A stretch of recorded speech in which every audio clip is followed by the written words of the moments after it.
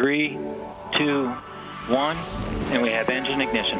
When you have human life involved, it's just so dangerous. Essentially just strapping yourself to a missile full of combustible materials and hoping for the best. Back behind me here at the Wallops Research Facility, they're performing controlled explosions.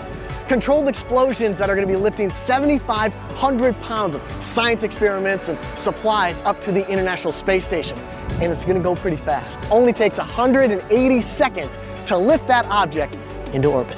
A lot of people don't even know that we exist. We've been doing launches since the 60s. All of my family is in eastern North Carolina. They can see them, especially the night launches. The night launches are obviously a bit more of a spectacle. We can see the launches in eastern North Carolina. If you're on site, Wallops, you can feel them as well.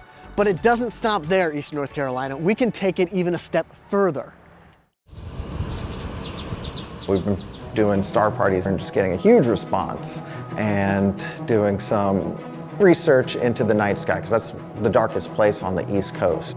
Up and down I-95, the view doesn't get any better than right here in our backyard.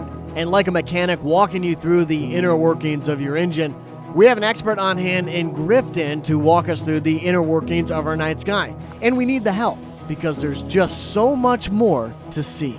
If you're in New York City looking up, you might see 10 stars if you're lucky. If you're out in Terrell County on a nice clear night, you're gonna see like 2,000 stars. When it comes to space in eastern North Carolina, what's not to get excited about? We have some of the darkest skies on the East Coast, a literal launching pad right in our backyard, not even 200 miles away, and access to some of the brightest minds in the field, including an astrophysicist. Oh, and not to mention one of her own, Jacksonville's own, Christina Cook, is an astronaut on the floating laboratory, the International Space Station. So the next time you find yourself gazing into the heavens above, remember what we have here to truly appreciate what we have there.